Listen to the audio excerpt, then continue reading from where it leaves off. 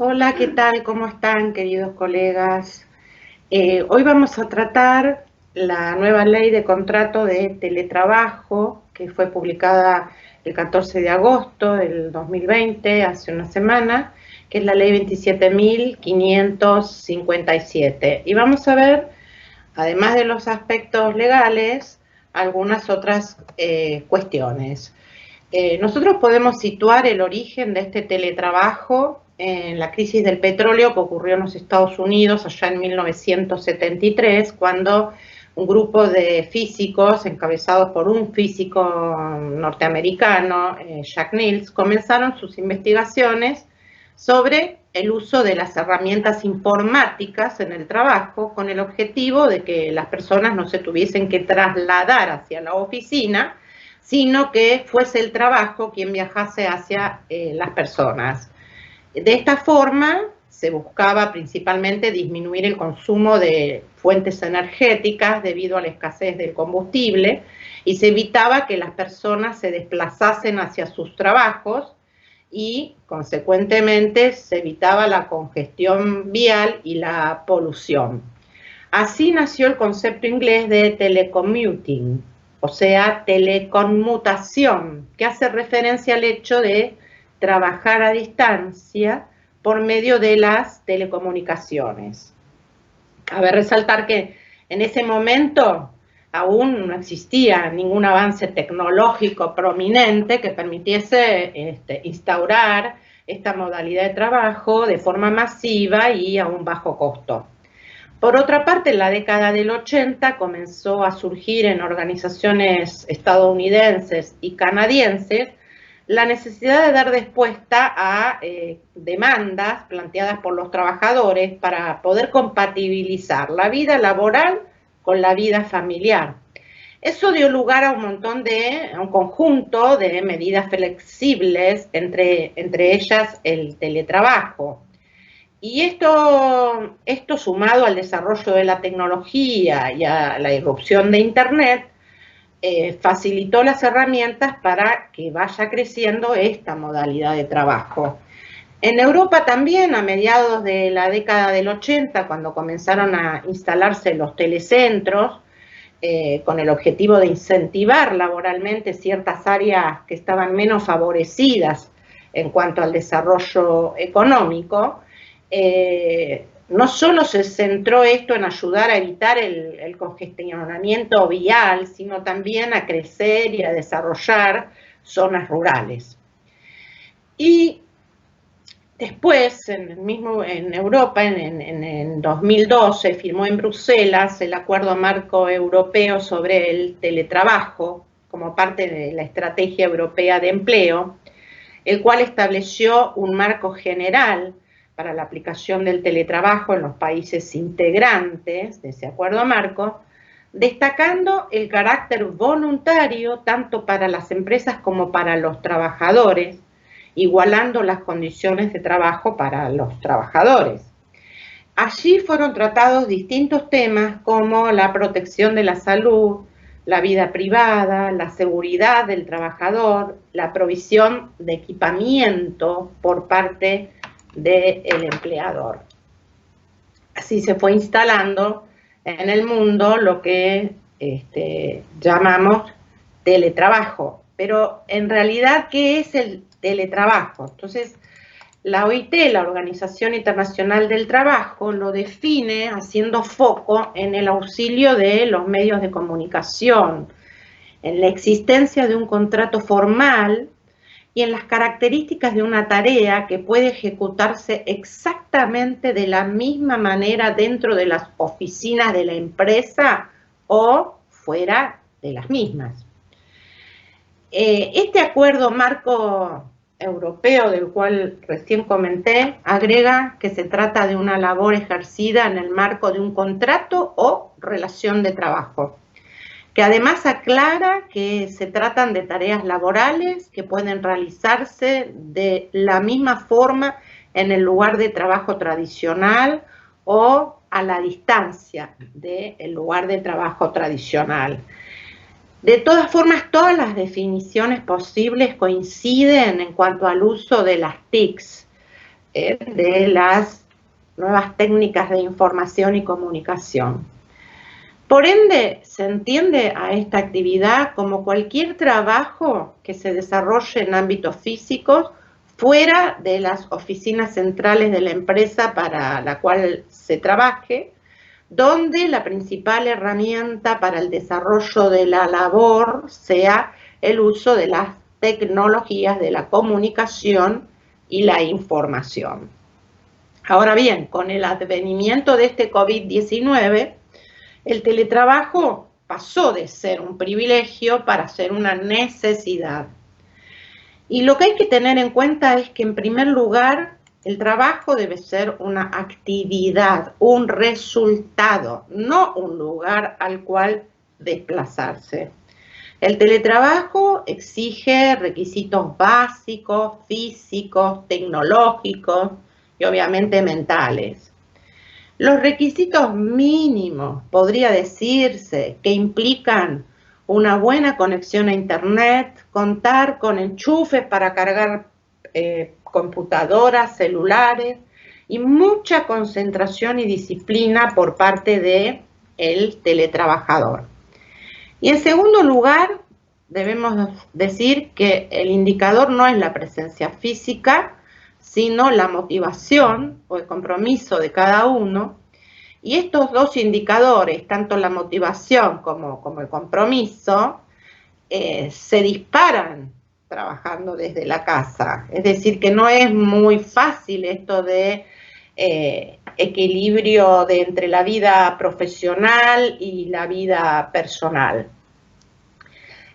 Algunos principios que debería tener este teletrabajador es saber que no todos los oficios ni todas las profesiones son teletrabajables, que necesitan mucha autodisciplina y autocontrol, que requieren del dominio de las TICs, que requieren de la habilidad para comunicarse con sus pares y con sus superiores, que deben saber autogestionar el tiempo y que tienen que desarrollar las habilidades blandas. Pero también sabemos que todo trabajador, en todo caso también el teletrabajador, tiene el derecho a trabajar en un ambiente sano, en un ambiente seguro, a conocer los riesgos que se asocian a la tarea, a recibir capacitación también, no solo respecto al trabajo que tiene que realizar, sino a los métodos de prevención, a recibir los elementos para llevar a cabo su tarea, estar cubierto por una aseguradora de riesgos de trabajo, también recibir asistencia médica y, por supuesto, percibir los pagos mensuales en aquellos casos en que se accidenten o se enfermen profesionalmente y la indemnización en el caso que corresponda, como también recibir la recalificación laboral cuando corresponde.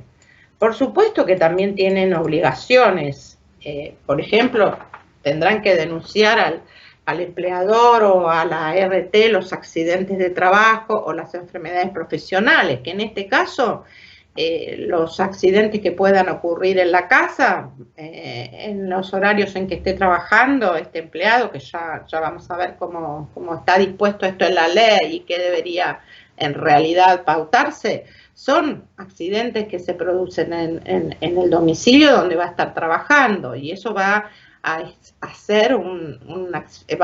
generar un accidente de trabajo. También tiene que, por supuesto, participar de acciones de capacitación y de formación sobre salud, tiene que utilizar los elementos que le entregue el empleador en forma correcta, y también tiene que realizarse todos los exámenes médicos obligatorios. Ahora bien, en cuanto al empleador, el empleador también tiene muchas responsabilidades, y sobre todo en esto del teletrabajo. Tiene que formar o contar con jefes, gerentes, directivos que tengan capacidad para manejar equipos mixtos, remotos y también equipos presenciales. tiene que poder tomar decisiones teniendo en cuenta el contexto en el que se lleve a cabo el trabajo. Deberá trabajar por objetivos y por resultados. Tendrá en cuenta que las metas se van a cumplir bajo la órbita del teletrabajo, lo cual requiere una dinámica totalmente diferente. Deberá manejar las herramientas tecnológicas, diseñar estrategias, planes de trabajo para facilitar la comunicación e integración de los equipos. Tendrá que analizar los puestos de trabajo y los perfiles adecuados para este teletrabajo. Y también los objetivos a alcanzar es lograr eficacia en la implementación del teletrabajo, obtener resultados positivos y también poder analizar aquellos que no se cumplieron, objetivos o resultados que se esperaban y que no se pudieron cumplir. Deberán desarrollar una cultura organizacional sólida de trabajo, que siempre estamos pensando en que sea por objetivos y por resultados. Deberán visibilizar al teletrabajador y al trabajo en equipo, ser responsables por la organización y por los líderes que lleven a cabo ese trabajo en equipo. Deben buscar mejorar la productividad, medir la efectividad de la modalidad por medio de entrevistas a los teletrabajadores, a los jefes, a los pares, analizar los resultados obtenidos, desarrollar estadísticas en base a información recolectada, conciliar la vida familiar, social y laboral para poder estimular a este grupo de trabajo. Deberán posicionar a la empresa como vanguardista con las innovaciones tecnológicas y el mercado laboral para lograr una mayor competitividad. Y también utilizar mecanismos de monitoreo, cuidando la privacidad del trabajador. Y en general, dando cumplimiento a todas las metas, pero por objetivos. Lo que yo les puedo decir es que a través de las distintas encuestas e indicadores, 7 de cada 10 argentinos se consideran más productivos trabajando desde la casa. Un 67,1% se considera más eficiente y un 32,9% dice que su eficiencia aumenta cuando trabaja en la oficina. O sea que tenemos 67,1% a favor de el aumento de la productividad y un 32,9% que dice que su productividad mejora trabajando desde las instalaciones de la propia empresa. Por lo tanto, sabemos que en el mundo y por el COVID se adoptó el teletrabajo como una medida de prevención para evitar aglomeración de personas dentro de un mismo ámbito de trabajo, pero que quisiera poder adaptarse este teletrabajo para más adelante, es decir, continuar con el mismo, una vez que se dé la situación de que no existan más este aislamiento social preventivo, el ASPO, lo que llamamos el ASPO, y esperando que esto que sea a su vez lo más cercano posible. Entonces, vamos a ver ahora algunos antecedentes de este teletrabajo en la Argentina, para lo cual nos vamos a referir a una resolución de la Superintendencia de Riesgos del Trabajo, que fue la 1552 del 2012, que fue publicada el 14 de noviembre, en realidad, del 2011, pero que su vigencia fue a partir del 1 de noviembre del 2012. Hoy esta resolución está derogada por otra que vamos a ver, que es la 21 del 2020, que es ya con la aparición del COVID-19. Pero lo que sí debemos decir es que en la ley de contrato de trabajo, se basó mucho, la nueva ley, digamos, en esta resolución 1552 de la Superintendencia de Riesgos del Trabajo. Esta que decía, que es mencionada, que se entendía por teletrabajo, a la realización de actos, ejecución de obras o prestación de servicios realizados total o parcialmente en el domicilio del trabajador o en lugares distintos del establecimiento o los establecimientos del empleador, mediante la utilización de todo tipo de tecnología de la información y de las comunicaciones, en donde el empleador tenía que notificar a la RT, obviamente en la que él estuviese afiliado, la localización de los teletrabajadores. Tenía que dar un detalle. Ese detalle hoy sigue estando vigente, pero no por esta resolución, sino que vamos a ver que lo es por la resolución 21. ¿Cuál era el detalle? La lista de los trabajadores, apellido, nombre, quill, el lugar y la frecuencia de teletrabajo, o sea que era muy importante el domicilio, pero además la cantidad de días a la semana y de horas que estaba prestando este servicio, este teletrabajador. Y también debía indicarle a la RT la posición o las tareas asignadas a los trabajadores, ya sean tareas administrativas, ventas u otras tareas. Y a su vez, también el empleador debía proveer a los teletrabajadores de una silla ergonómica, de un extintor portátil contra incendio, un botiquín de primeros auxilios, una almohadilla para el mouse y un manual de buenas prácticas de salud y de seguridad en el teletrabajo que obviamente las bajaban a través de un link de la web del Ministerio de Trabajo de la Nación.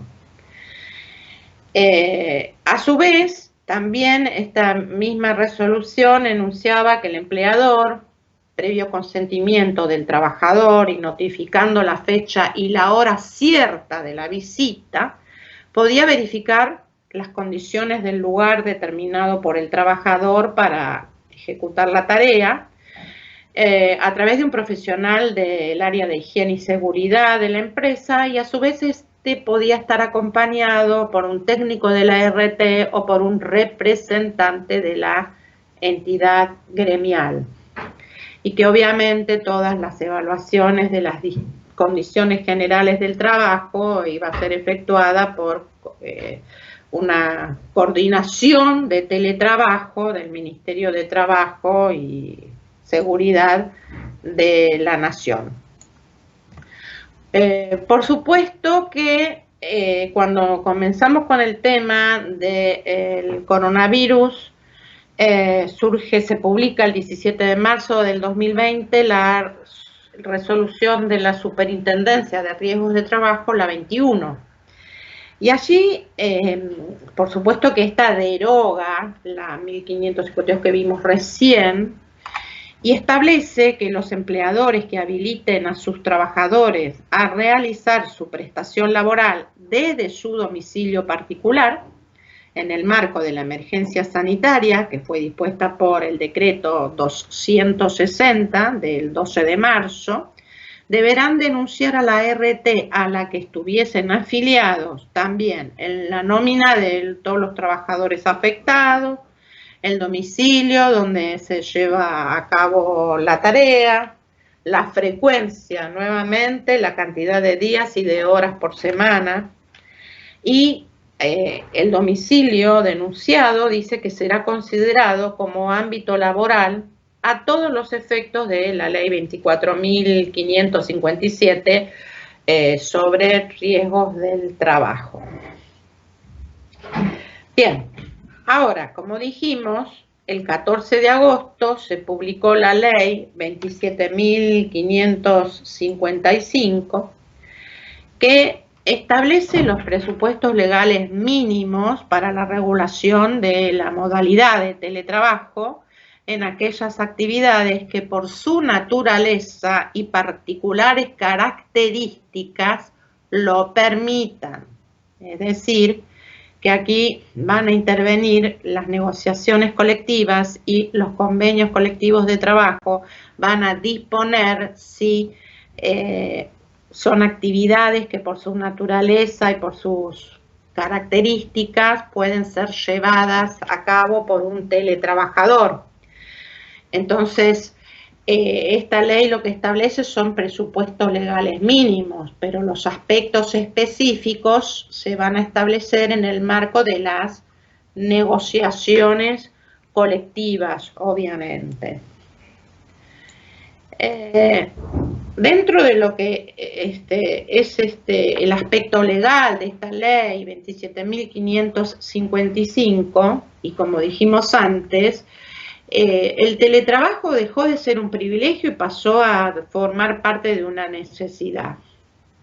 Pero en esta regulación laboral, en esta ley, el acento está puesto desde la perspectiva de los sindicatos y del empleado.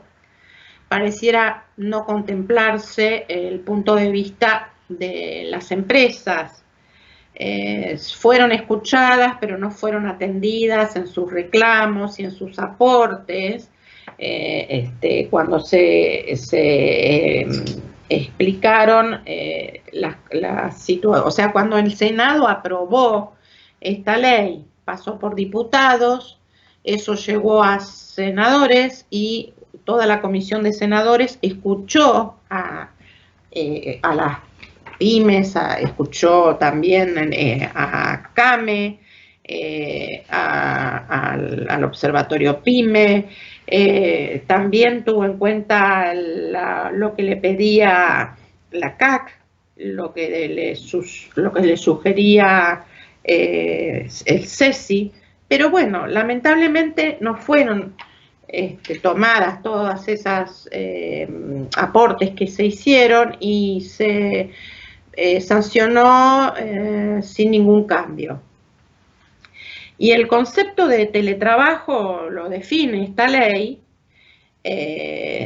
como dije, sin ofrecer ningún cambio, a pesar de que a su vez hubo muchas disidencias parciales que fueron presentadas por la minoría de diputados, y a pesar de que los representantes de la Unión Industrial Argentina, del Instituto para el Desarrollo Empresarial de la Argentina y el CIPEC participaron en esta reunión convocada por la Comisión de Trabajo y Previsión Social del Senado para tratar lo que era este proyecto, pero que no fueron atendidos en realidad, no fueron tomados sus aportes. ¿Cuál es el concepto? Acá se incorpora al título tercero de la Ley de Contrato de Trabajo, el artículo 102 bis, capítulo sexto, que nos trae el concepto de teletrabajo, del contrato de teletrabajo. Y menciona que habrá contrato de teletrabajo cuando la realización de actos, ejecución de obras o prestación de servicios en los términos de los artículos 21 y 22 de la Ley de Contrato de Trabajo, sea efectuada total o parcialmente en el domicilio de la persona que trabaja o en lugares distintos al establecimiento o establecimientos del empleador mediante la utilización de las TICs. O sea que, como ven, está tomado de esa resolución del 2012 de la Superintendencia de Riesgos de Trabajo. Bueno, este régimen tiene como objetivo entonces establecer pautas mínimas para regular una nueva modalidad de contratación, que es el teletrabajo, en tanto que lo específico, como mencioné, va a ser tratado para cada actividad en el marco de las negociaciones colectivas, respetando los principios de orden público que establece la Ley de Contrato de Trabajo. Recordemos que el artículo 21 se refiere al contrato de trabajo, mencionando que es un acuerdo de voluntades, donde resalta que este acuerdo va a ser de determinado o indeterminado, que va a ser a cambio de una retribución por haber puesto el trabajador su fuerza de trabajo a disposición del empleador. Y respecto al artículo 22, define lo que es la relación de trabajo, mencionando que consiste en la ejecución de las prestaciones a cargo de las partes. Una de ellas, el trabajador, que en este caso sería el teletrabajador, que debe realizar actos, ejecutar obras o prestar servicios, mientras que la otra parte, el empleador, debe pagar la remuneración devengada. En esta ley se menciona que estos teletrabajadores tendrán los mismos derechos y obligaciones que las personas que trabajan bajo la modalidad presencial y que su remuneración no podrá ser inferior a la que percibían o percibirían bajo la modalidad presencial. O sea que la equidad respalda la materia salarial, a los derechos individuales y a los derechos colectivos. Acá se puede armar en realidad un contrato que sea consensuado por ambas partes. Se sugiere armar un detalle de los derechos y de las obligaciones del teletrabajador y del empleador, especificando también aspectos de la implementación. Es decir, esto no lo menciona la ley, sino que es un aporte que se está haciendo, o sea, armar un contrato, porque en realidad habrá un contrato individual voluntario, no lo menciona la ley. Lo que se puede decir es que sí se puede armar un contrato que esté consensuado por ambas partes y que se deje aclarado cuáles van a ser los derechos y las obligaciones de ambas partes y cómo se va a llevar a cabo cómo se va a implementar. Bueno, entonces el teletrabajador tendrá igualdad de derechos y de obligaciones que el trabajador presencial que preste igual tarea en los establecimientos de la empresa. Por supuesto que estos teletrabajadores estarán sujetos a la legislación vigente y a los convenios colectivos de trabajo, que eso es muy importante saberlo. Por el otro lado, también la ley se refiere a lo que es la jornada laboral y a otro punto que es la desconexión total. Bueno, ¿qué es lo que sucede aquí? Esto está en los artículos 4 y 5 de la ley. Dice que la jornada de trabajo debe estar por escrito, que debe ser de acuerdo a los límites legales y convencionales vigentes, tanto en lo que respecta a lo que está convenido por hora como por objetivos. Si bien acá menciona este tema que estamos diciendo, que los resultados tienen que ser por objetivos, que en realidad la presencia no es lo importante, sino el compromiso asumido para hacer el trabajo, no lo tiene muy en cuenta esto, a pesar de que lo menciona. Por el otro lado, también tiene el empleado o este teletrabajador derecho a no ser contactado, a desconectarse de los dispositivos digitales o de las TICs, fuera de la jornada laboral y durante los periodos de licencias. No podrá ser sancionado por hacer uso de ese derecho. El empleador no le puede exigir la realización de tareas ni transmitirle comunicaciones por ningún medio fuera de la jornada laboral. Esto es lo que mencionan el 4 y el 5. Entonces, ¿en qué quedamos? ¿Es una jornada reloj? ¿Una jornada rígida? ¿Qué pasó con la organización por objetivos al final de cuentas?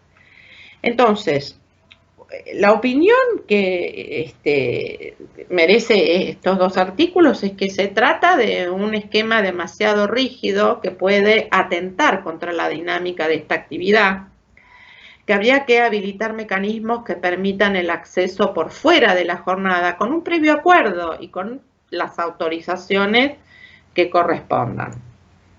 Y con respecto al trabajo por objetivo, Este trabajo no puede ser controlado por reloj, porque el concepto de presentismo está quedando obsoleto. Aparece otro de disponibilidad y objetivo cumplido en busca de una mayor productividad. Entonces, también se ve que esta desconexión digital dificultaría cumplir con los objetivos, con los resultados. Acá se están haciendo necesarios los horarios flexibles, es decir, respetar la jornada laboral, pero horarios flexibles en cuanto al tiempo y a la habitualidad de trabajo, que se acuerden previamente para que tanto los jefes como los pares conozcan la disponibilidad de este empleado teletrabajador y también sepan si existe una rutina presencial o no. Respecto a que la jornada esté pactada por escrito, la pregunta es, ¿se está refiriendo a todas las relaciones laborales, aún a las ya iniciadas?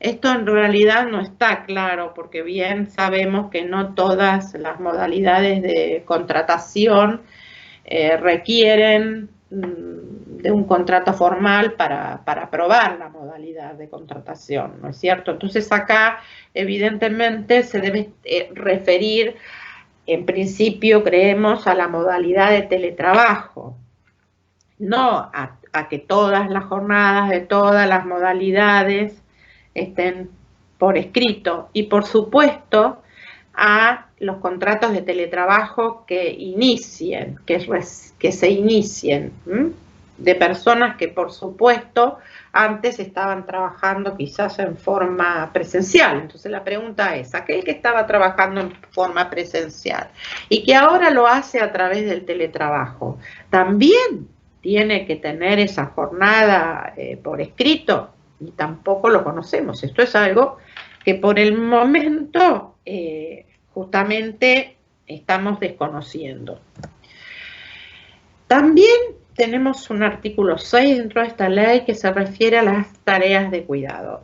Es decir, entendiendo que la extensión y que el horario de la jornada laboral se establece por escrito en un contrato que inicia la relación, el hecho de que el trabajador tenga a su cargo el cuidado de personas menores de 13 años o personas con discapacidades o adultos mayores solo debería autorizar la modificación del horario correspondiente a la jornada en situaciones sobrevinientes, pues si fuesen situaciones anteriores, estas habrían sido tenidas en cuenta a la hora de acordar el horario original. Y esto se debe a que hay que garantizar cierta regularidad de la jornada, en particular para no entrar en contradicción con el artículo 3 de esta ley, que menciona que todos los empleados o teletrabajadores tendrán los mismos derechos y obligaciones que los empleados cuya modalidad de trabajo es presencial. Entonces, no se determina de qué forma se van a compensar las horas del trabajador que tenga personas a cargo para su cuidado, si se interrumpe, por supuesto, la jornada laboral.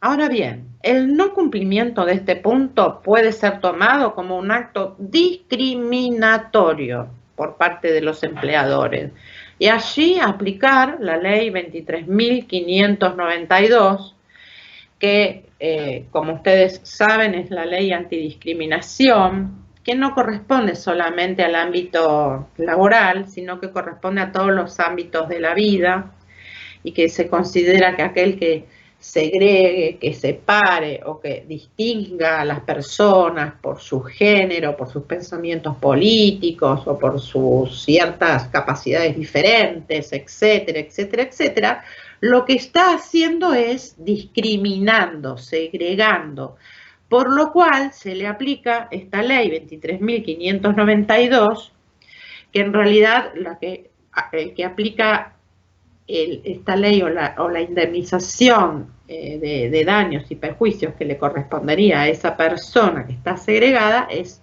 un juez. Por supuesto en materia civil.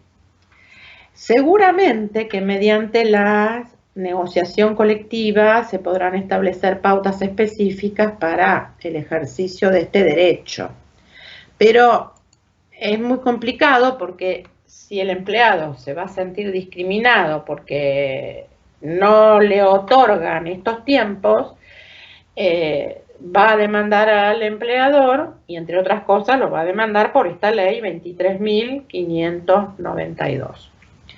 Bien, también hay un tema en la ley que está en los artículos 7º y 8º que tiene que ver con la voluntariedad y la reversibilidad. ¿Esto qué significa? Que el traslado de trabajo presencial a la modalidad de teletrabajo, salvo casos de fuerza mayor debidamente comprobada, debe ser voluntario y por escrito. Que el consentimiento dado por el trabajador, escuchen esto, podrá ser revocado en cualquier momento de la relación laboral. En tal caso, el empleador deberá otorgar tareas en el establecimiento en el cual las hubiera prestado el empleado anteriormente, o en su defecto, en el más cercano al domicilio del empleado.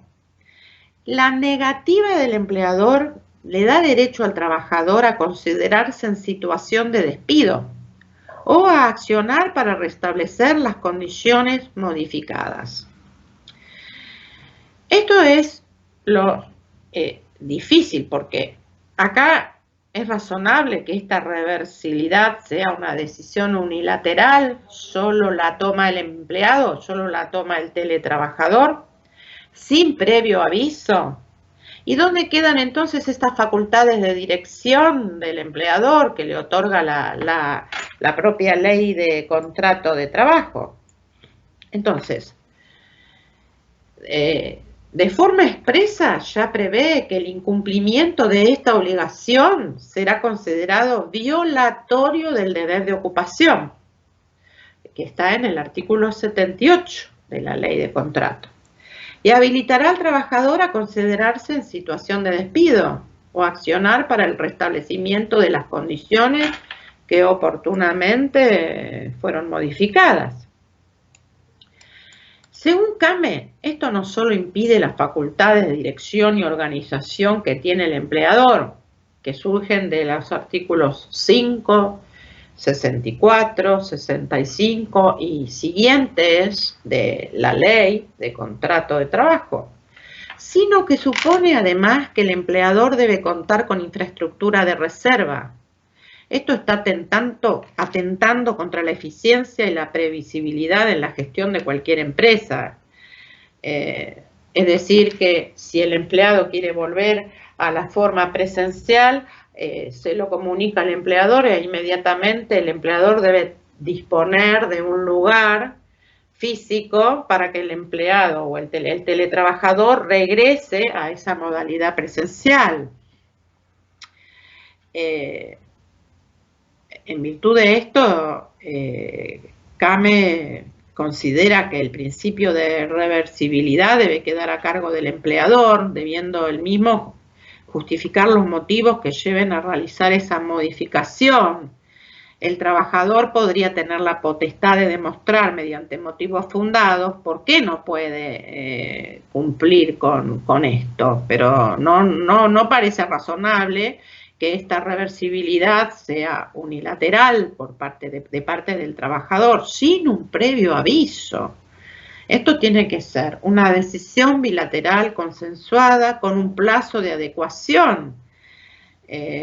Otros opinan que si el contrato original es de teletrabajo, no puede el teletrabajador solicitar regresar a la modalidad anterior porque no existía esa modalidad anterior, porque esto desalienta, habilita la litigiosidad, no está claro.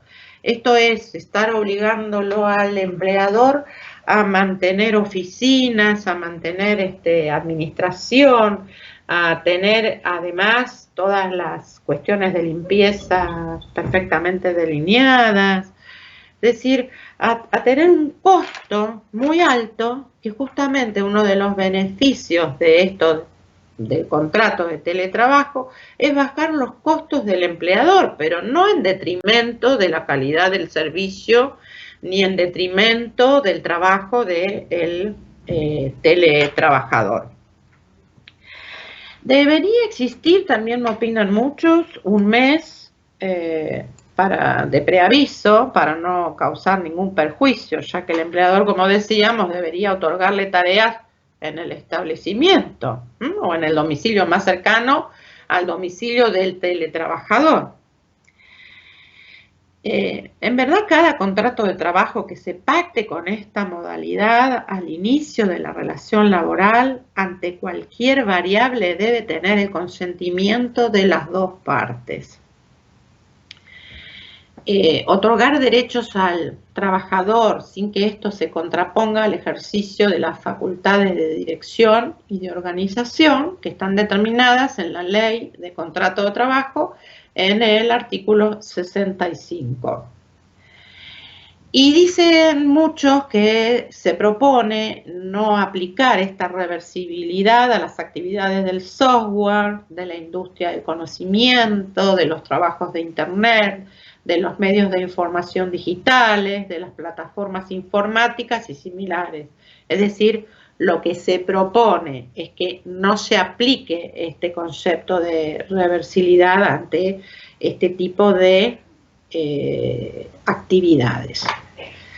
Por el otro lado, la ley también hace mención a los elementos de trabajo y que por supuesto acá, esto está mencionado en el artículo 9 de la ley, acá no tiene nada que ver con lo que mencionaba esa resolución del 2012, la 1555 de la Superintendencia de Riesgos de Trabajo.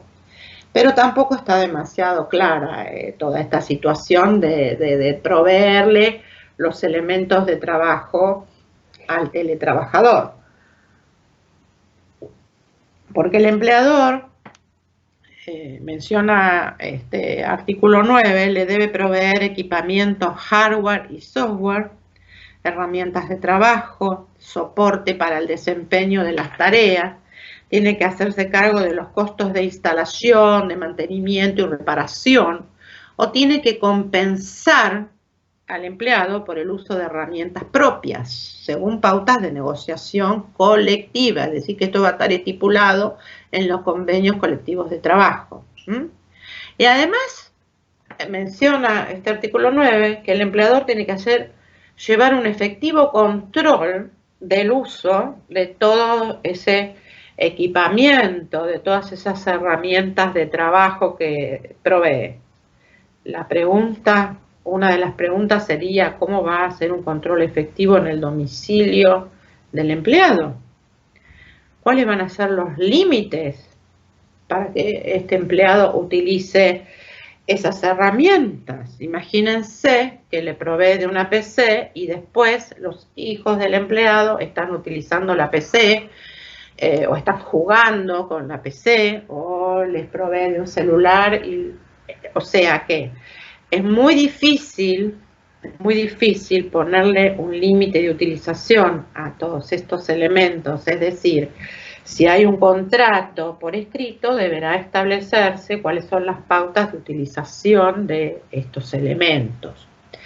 Por el otro lado, también la pregunta es, a ver, ¿estos elementos son considerados conceptos remunerativos o van a ser considerados como no remunerativos? Por supuesto que no está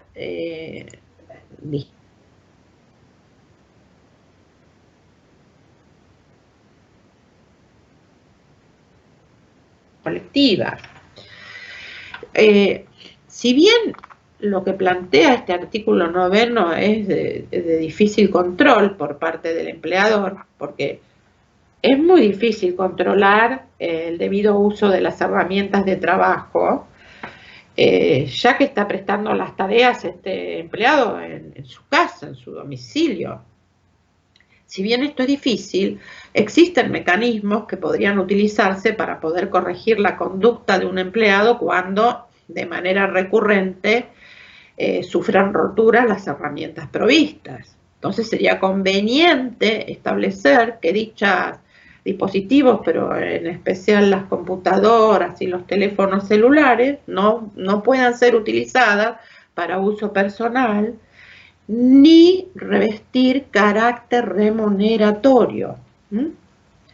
Porque esto ya entraría todo en un área en la justicia del trabajo, ¿no es cierto? Y todo esto definido y determinado evitaría los cuestionamientos que hoy existen en la justicia del trabajo, donde se interpreta que el uso de las herramientas para fines particulares representan pagos no registrados.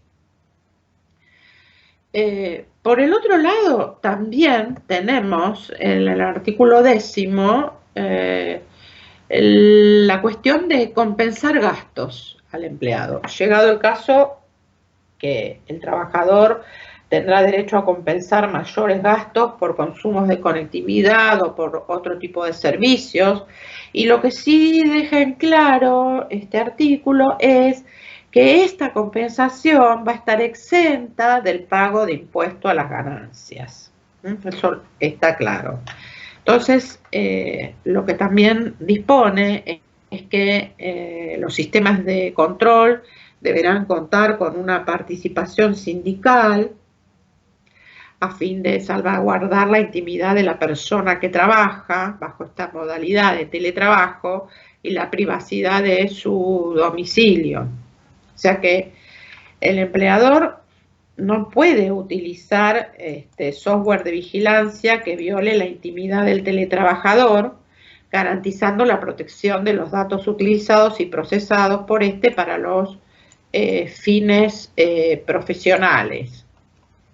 Entonces nos tendríamos que preguntar cuáles serían los montos de esas compensaciones, ya que en la vivienda del trabajador se pueden hacer otras actividades que también pueden generar consumos ajenos a lo específico de un empleador. Por lo tanto, eso, bueno, seguramente va a ser fijado en los convenios colectivos de trabajo, pero que también es muy difícil de establecer.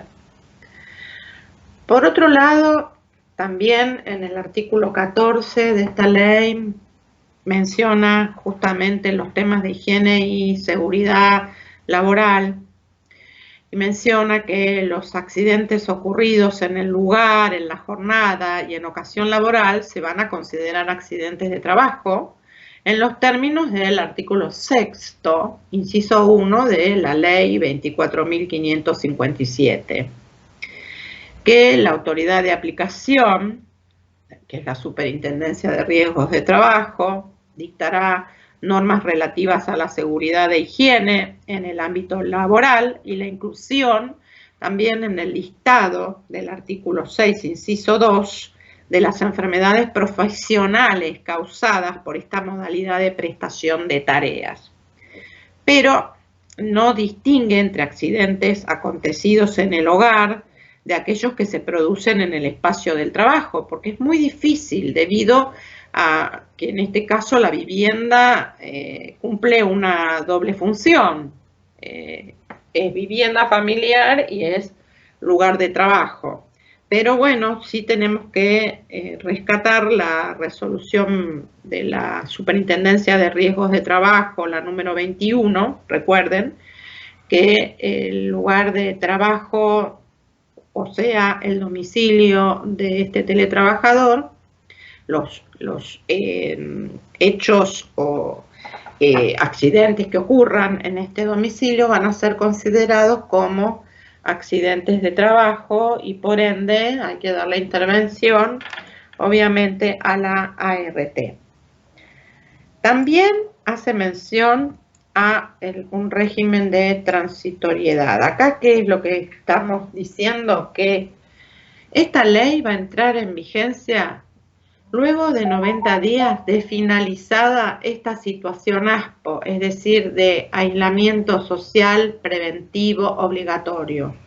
Quiere decir que hoy no es que estemos aplicando esta ley, pero en la práctica las empresas ya están haciendo teletrabajo.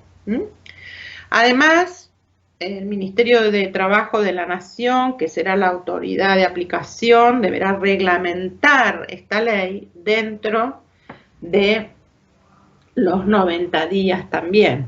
Por lo tanto, quiere decir que esto ya no es de plena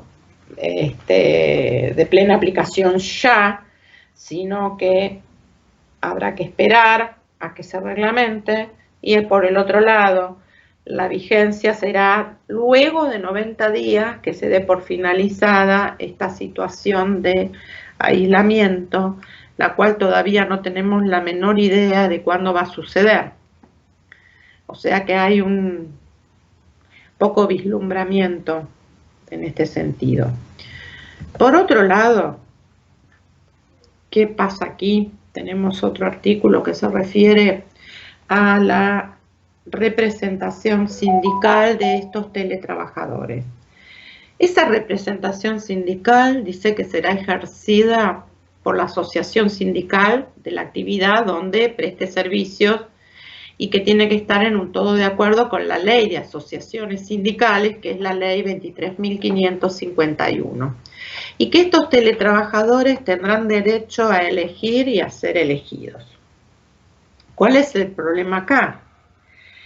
La geneidad física con relación al personal que presta tareas de manera presencial en la empresa le quita sentido a la representación, salvo que la empresa no cuente con personal que preste tarea de manera presencial y que toda la dotación esté contratada bajo la modalidad de teletrabajo.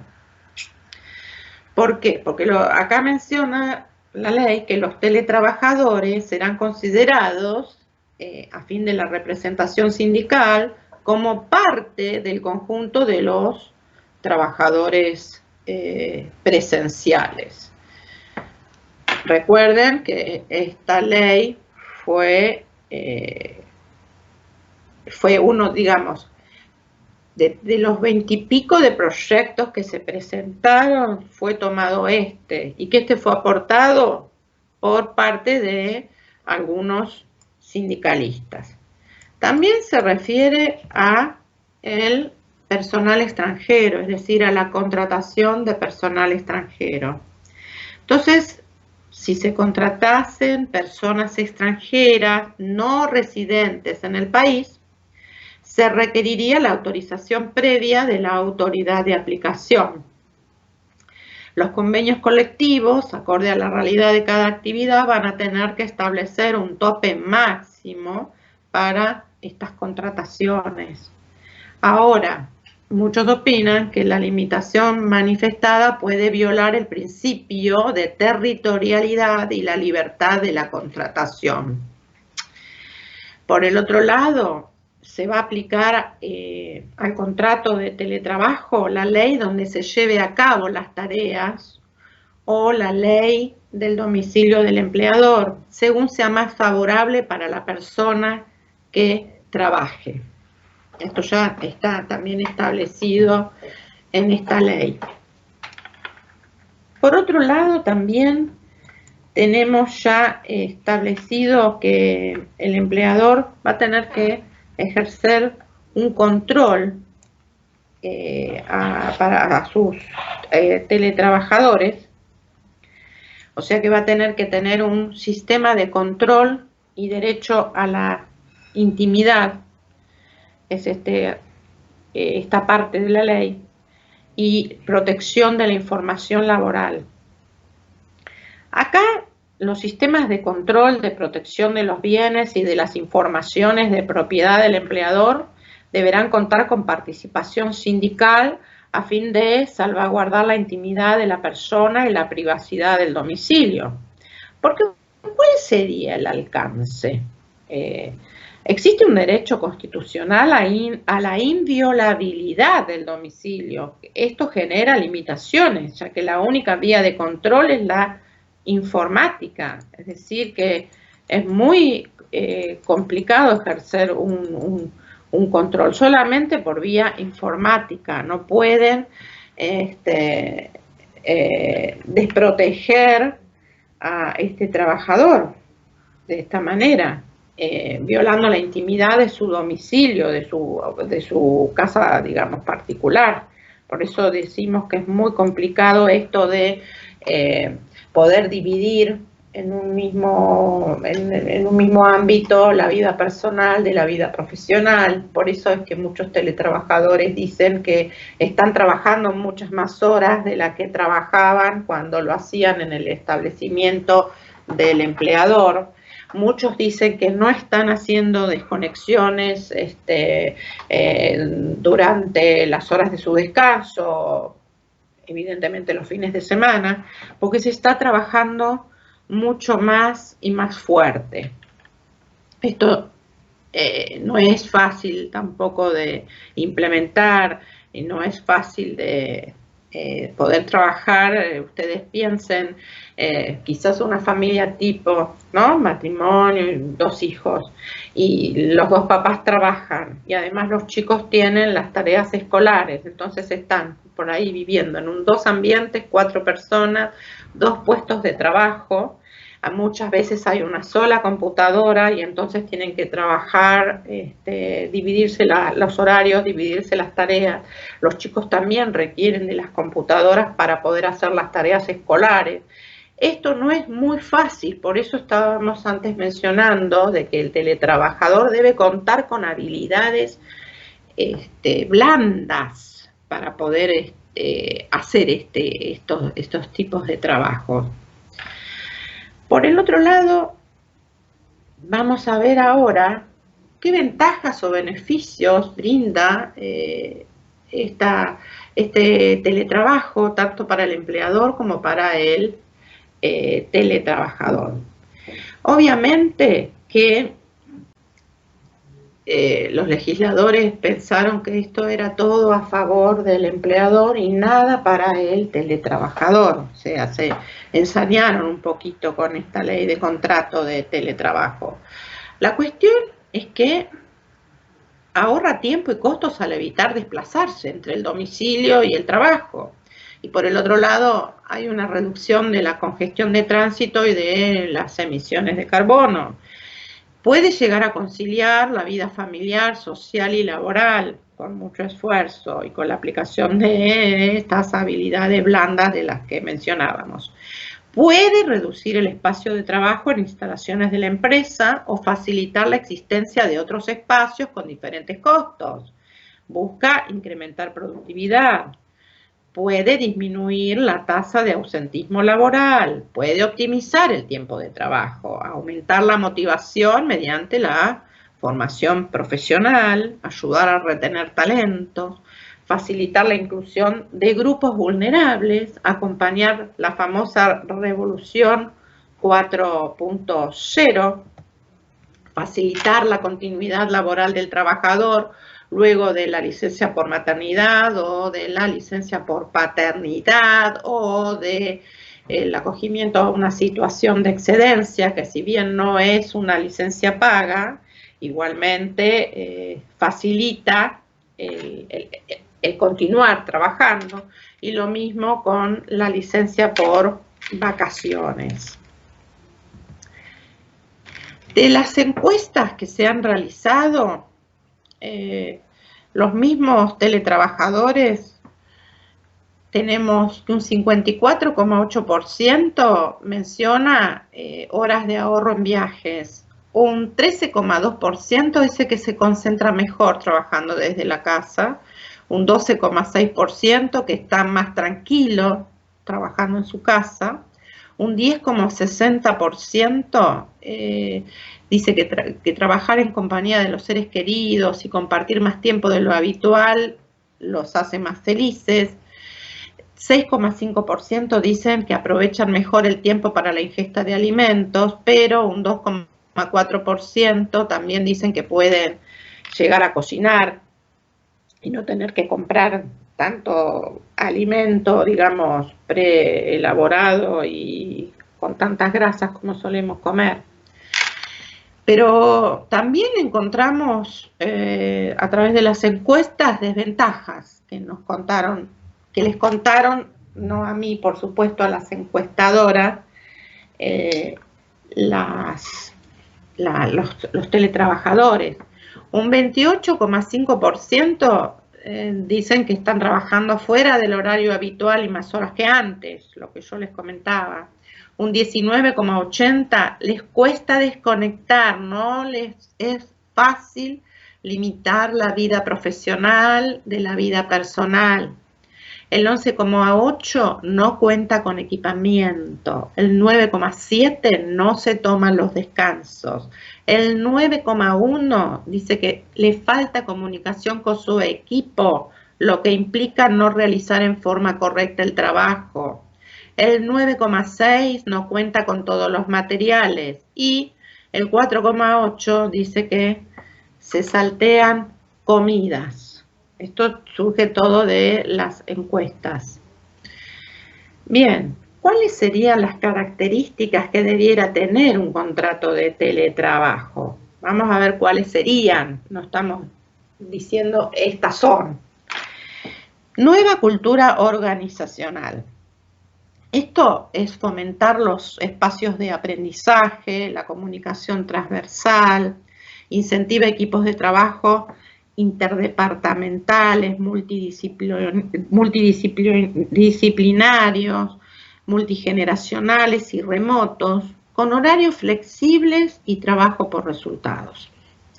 Contrato individual voluntario. ¿Qué es lo que comentábamos? Que se puede armar un contrato que sea consensuado por ambas partes.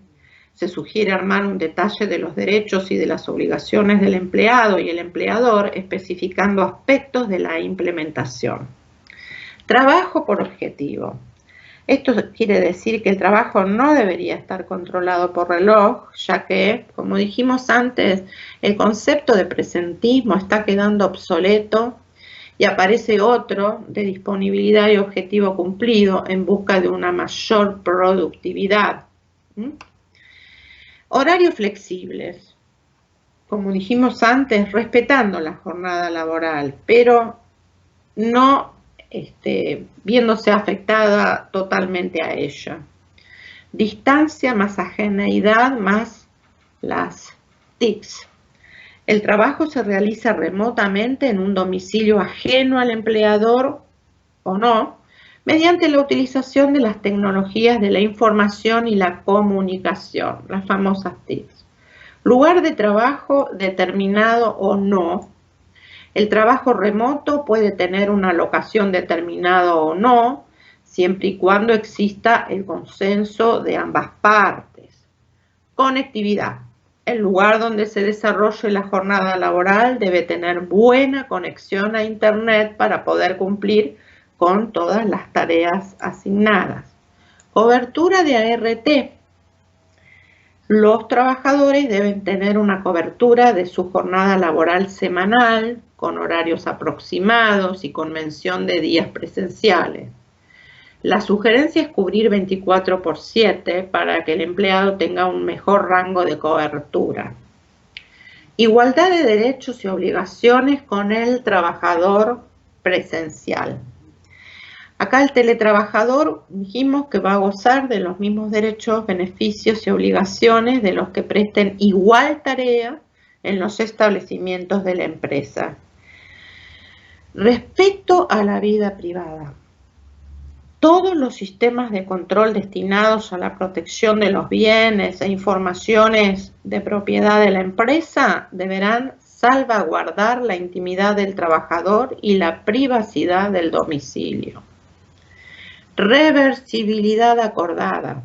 En el contrato individual voluntario, acá se sugiere que se mencione en forma taxativa el consenso entre el trabajador y el empleador para retornar al trabajo presencial o viceversa, o retornar al trabajo remoto o conectado.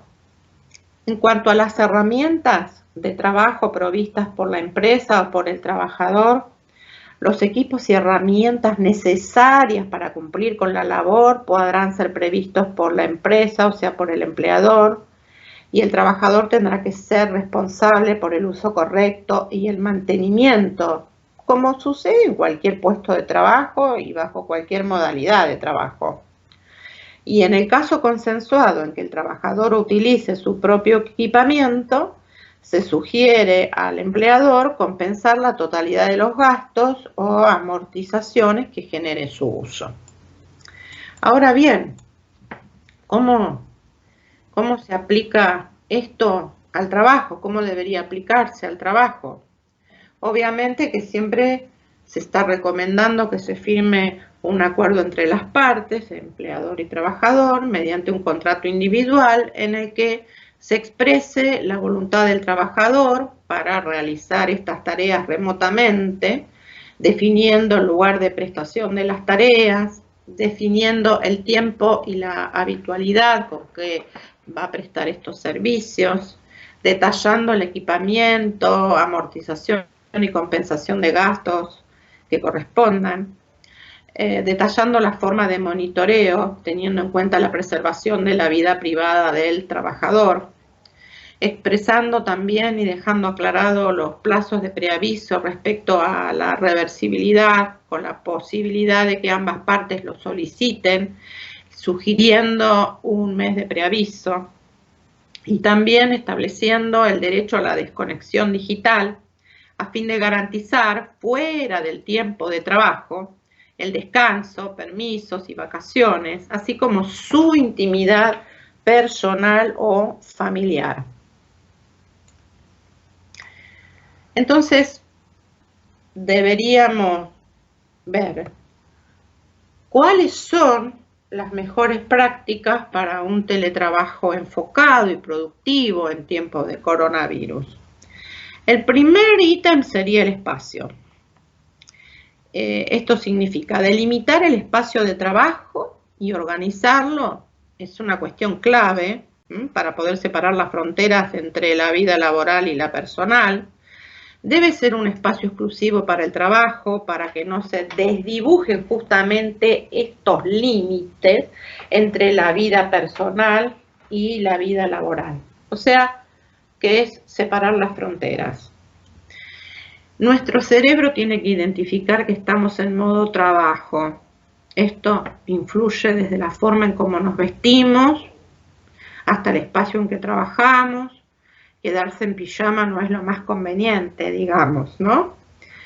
Y hay que seleccionar el espacio más propicio para poder enfocarse en las tareas sin distracciones ni ruidos. Hay que tener una muy buena conexión con internet, muy buena iluminación, ventilación, organizarse para tener a mano todo lo que uno necesite y también comunicarle a las personas que conviven con el trabajador cuál es nuestro horario de trabajo, para que sepan que estamos en modo trabajo y no en modo vivienda familiar.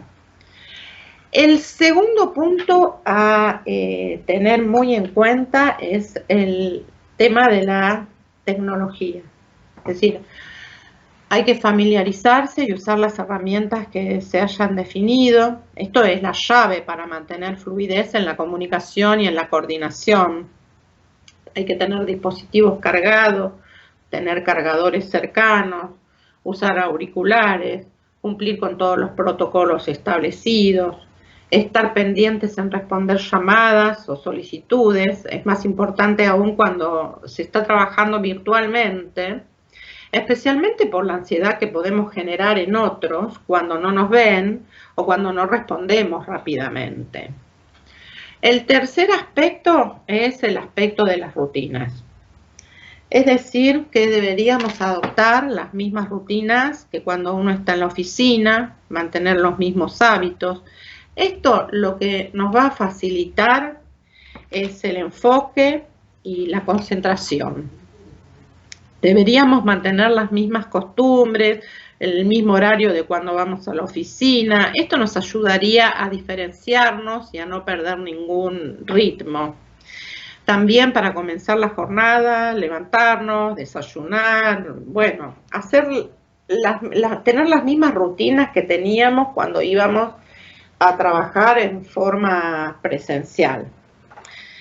Para también finalizar la jornada de trabajo, nuestro cerebro también tiene que saber que vamos a pasar de modo trabajo a el modo vida personal. Esto es desconectarse cuando uno termina la jornada laboral.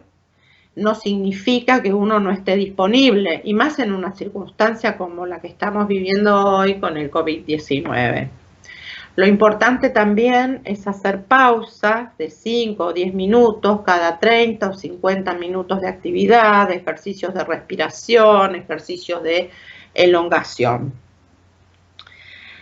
Por supuesto que estos ítems parecen muy fáciles, pero no lo son. Como dije antes, imaginemos una familia tipo, supongamos que en 2 ambientes o en 3, que cuentan con una sola PC. El papá hace teletrabajo, los 2 niños tienen tarea de la escuela que debe ser realizada también a través de una PC y debe ser transferida a sus maestros vía internet.